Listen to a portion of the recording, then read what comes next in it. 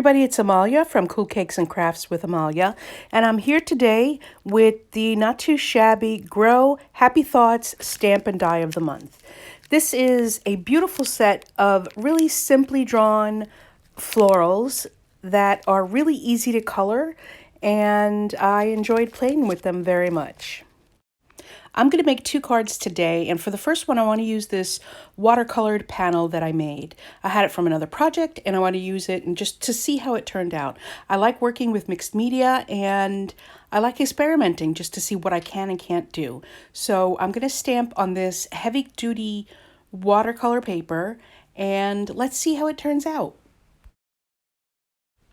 As you can see, I'm going to use Ranger Archival ink in black. It is a nice juicy stamp set, and I need a nice juicy stamp on this thick paper, and you can see I'm using all of my magnets to hold my paper down, and I didn't get a great impression on the first try, so I'm going to ink my stamp up again and try again.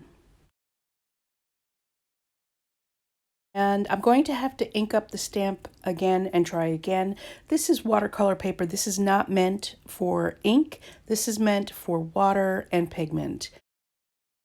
Well, the third time worked a little bit better, but not completely. So I'm just going to go in with a Sharpie marker and fill in any of the spaces that aren't quite as sharp as I would like them.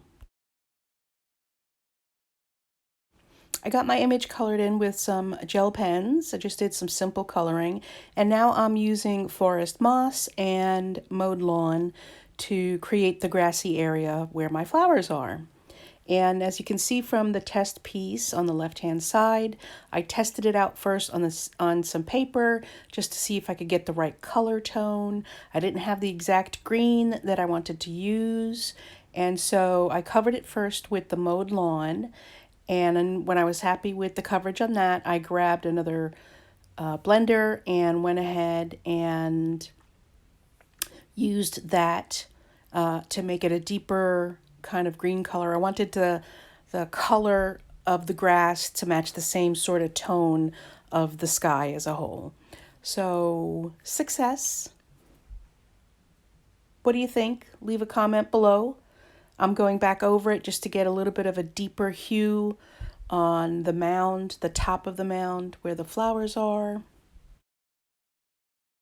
My next step is to cut down my card panel, and I end up cutting it down to, I believe, 3.75 by 5. And I cut down my panel because I typically use A2 card sizes, and I like to layer my cards. I like to put mats underneath the main pieces because I think it helps them stand out. I have a second image here that I'm just going to use the dies that come with the stamp set, and I'm going to cut that out and make a separate card with that one. For the second card, I'm going to make banners, and this is how I cut my banners. I cut the bottom of the banner, and I cut from the corner to the top of the cut that I made in the middle of the banner, and then I turn it around and I cut the other side. So that's what I'm going to do with all three of these pieces. Again, I'm going to cut right in the middle of the cardstock. You can cut a low piece or you can go up high to make a sharper edge to the banner, or you can make a lower edge to the banner if you cut a little bit shorter. I would say I'm cutting about 1/2 to 3/4 of an inch high. And again, I'm just cutting from the corner to the center cut, then I turn it around and cut from the corner to the center cut, and it usually comes very clean and very even. I used the Not Too Shabby Shop Grow Happy Thoughts Stamp and Die of the Month for the month of April. These are my two cards. One is bright, shiny, happy, and the other one's a little bit more moody, let's say. Do you like the way this one came out? Do you like the technique that I used for ink blending? Leave a comment below and let me know.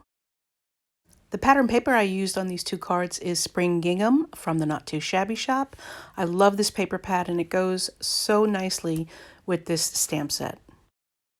If you're interested in purchasing any of the items that you've seen in this video, please take a look in the description bar below, and I'll leave a link and a code for 10% off so that you can make your purchase in the Not Too Shabby shop. Thanks so much for stopping by and watching this video, and bye everybody!